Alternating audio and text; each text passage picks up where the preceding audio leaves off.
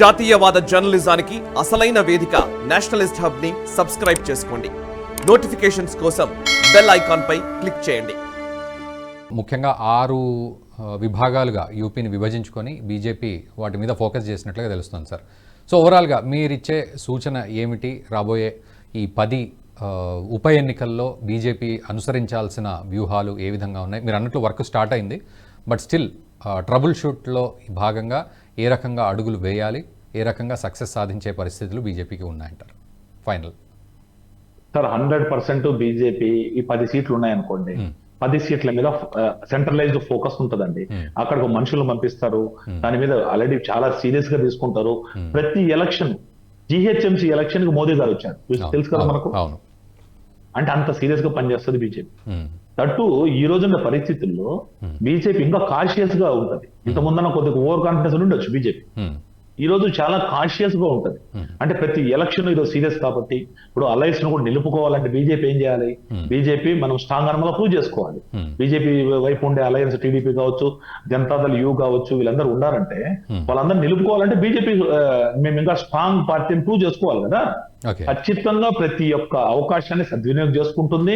ఏదైతే ఈ లొసుగులు ఉన్నాయో ఇవన్నీ కూడా బై ఎలక్షన్లు ఎలా ఉంటుందంటే, పర్టికులర్ ఒక వ్యక్తి చనిపోయాడు, వాళ్ళ వైఫ్ నిలబడొచ్చు, అలాంటప్పుడు లోకల్ ఫ్యాక్టర్స్ కూడా పనిచేస్తాయి. ఒకవేళ రూలింగ్ పార్టీ ఉంది అనుకోండి, ఆ రూలింగ్ పార్టీలో ఇంకొక ఎమ్మెల్యే వీళ్ళకి గెలిస్తే ఏం లాభం ఉంటుంది? ఇప్పుడు వెస్ట్ బెంగాల్లో ఇంకొక 4 బై ఎలక్షన్లు వచ్చినా తృణమూల్ కాంగ్రెస్ గెలిచేదానికి అవకాశం ఎక్కువ ఉంది. ఎందుకంటే వాళ్ళు టోటల్ వాళ్ళ యొక్క, మీకు తెలుసు కదా, ఉత్తరప్రదేశ్ లో ఎక్కడైనా హింస చెలరేగిందని చూసారా మీరు? ఉత్తరప్రదేశ్ లో ఈరోజు బీజేపీ గవర్నమెంట్ ఉంది. ఎక్కడైనా వాళ్ళని చంపినారు, వీళ్ళని చంపినారు, లేకపోతే ఇక్కడ 4 బూతులు క్యాప్చర్ చేసినారు, లేకపోతే ఇంకోటి చేశారు, వాళ్ళని చంపినారు అని ఎక్కడైనా ఉందండి? లేదు. 2017 నుంచి 7 years నుంచి గవర్నమెంట్ ఉంది, డబుల్ ఇంజన్ సర్కార్ ఉంది, సెంట్రల్ లో బీజేపీ గవర్నమెంట్ ఉంది. మరి అదే మన యూపీ వెస్ట్ బెంగాల్లో మనం ఎలా చెప్తాం చెప్పండి? వెస్ట్ బెంగాల్లో మనం యాక్సెప్ట్ చేయొచ్చా? అది ప్రజాతంత్రం అంటామా? సో ఇవన్నీ కూడా దీన్ని క్వశ్చన్ చేయడం లేదు విపక్షాలందరూ. అందరూ ఒకటైపోయినారు, దొంగలు ఊళ్ళు పంచుకున్నారు అన్నట్టు.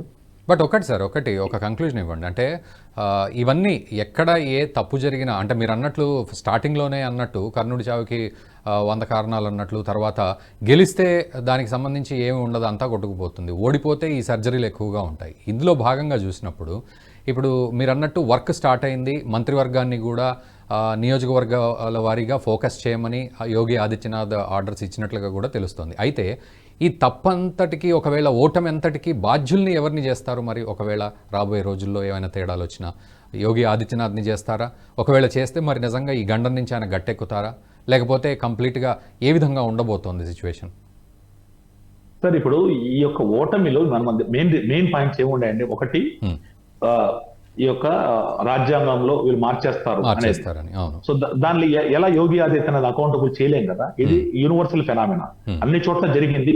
ఎక్కడైతే బీజేపీ యొక్క క్యాడర్ కౌంటర్ చేయగలిగిందో అక్కడ గెలుచుకున్నారు బీజేపీ. ముఖ్యంగా టికెట్ల విషయంలో ఎర్లీగానే అనౌన్స్ చేసినప్పటికీ కొంత అసంతృప్తులు ఇవన్నీ ఉన్నాయి, అవి నివురుగప్పిన నిప్పులాగా ఉన్నాయనేది మనం కూడా విన్నాం కదా. ఒకటండి, ఎలా ఉంటదంటే ఇప్పుడు మిగతా పార్టీలకు బీజేపీకి ఉండే డిఫరెన్స్ చెప్తాను. ఇక్కడ పార్టీ సపరేట్, గవర్నమెంట్ సపరేట్, గుర్తుపెట్టుకోండి. బీజేపీ టోటల్ గా ఇప్పుడు యోగి ఆదిత్యనాథ్ ముఖ్యమంత్రి అయినా ఆయన ఇన్వాల్వ్ ఒక టికెట్ల విషయం గుర్తుపెట్టుకోండి. మిగతా పార్టీలు అట్ట కాదు, సమాజ్వాదీ పార్టీనే మొత్తము డైరెక్షన్. ఒక సినిమాలో ఒకప్పుడు టి రాజేందర్ అనే డైరెక్టర్ ఉండేవాడు, ఆయన హీరో ఆయనే, మ్యూజిక్ డైరెక్టర్ ఆయనే, అన్ని కొరియోగ్రాఫర్ ఆయనే, పాటలు ఆయన పాడతాడు, డాన్స్ ఆయన వేస్తాడు, ఇన్ని ఆయనే చేసేవాడు. ఎవరు? మన శంభు వాళ్ళ ఫాదర్. ఈ యొక్క రీజనల్ పార్టీస్ లో అది, బీజేపీలో అలా కాదు, టోటల్లీ సపరేట్. కాబట్టి అకౌంటబుల్ చేయడానికి లేదు. గవర్నెన్స్ లో ఒకవేళ యోగి ఆదిత్యనాథ్ గారు టోటల్ పర్ఫార్మెన్స్ పూర్ అయితే అప్పుడు ఖచ్చితంగా అకౌంటబుల్ అవుతుంది. అలాంటి దాఖలాలు ఎక్కడ కనపడట్లే గవర్నెన్స్ లో ఆయన ఫెయిల్ అయినట్టు. పార్టీ పరంగా ఇలాంటి కొన్ని అబద్ధాలు యొక్క దాన్ని వ్యవహారం కానీ, ఉద్యోగ కల్పన కానీ, అది దాంట్లో కూడా హీఈస్ 100% ష్యూర్. ఒకటో చిన్న అసంతృప్తులు ఉంటాయి సార్. 85 జిల్లాలు ఉండే ఆల్మోస్ట్ ఇట్ ఈస్ లైక్ ప్రపంచంలోనే 6వ పెద్ద దేశం లాంటి స్టేట్ అది ఉత్తరప్రదేశ్.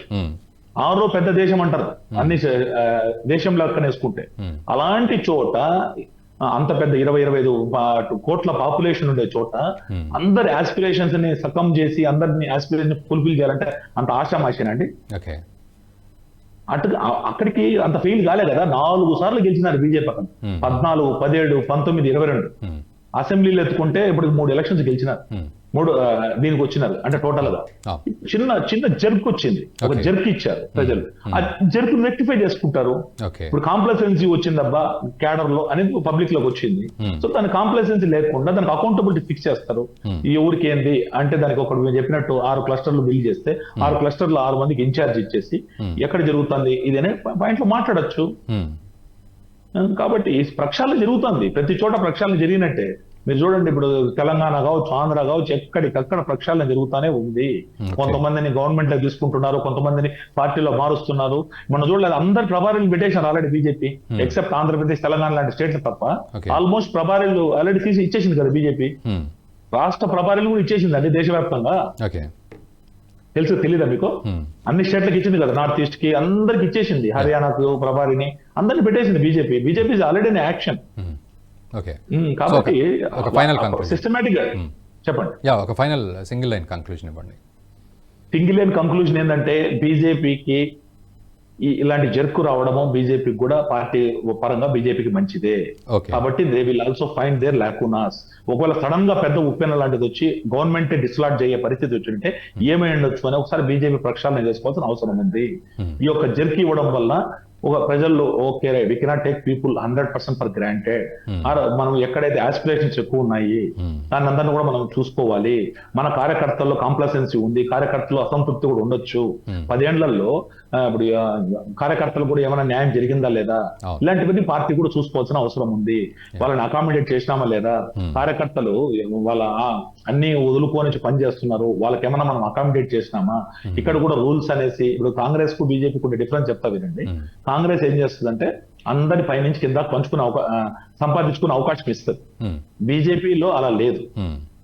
సో అది ప్లస్ అయినా అనొచ్చా మైనస్ అవ్వచ్చా చూసుకోవాలి. బీజేపీ ఓవరాల్ గా కార్యకర్తల అంబిషన్స్ ని, వాళ్ళ యొక్క ఇది కార్యకర్తలు కూడా ఇది అంటారు కదా, they should be in good looks. Party should be in good looks for the కార్యకర్తస్. They should feel very happy, they should feel proud. ఒరే మా కుటుంబం కూడా బాగానే ఉంది, కనీసం నాకు ఈ విధంగా జరిగింది. ఇప్పుడు అందరు ఎంపీలు కాలేరు, అందరు ఎమ్మెల్యేలు కాలేరు.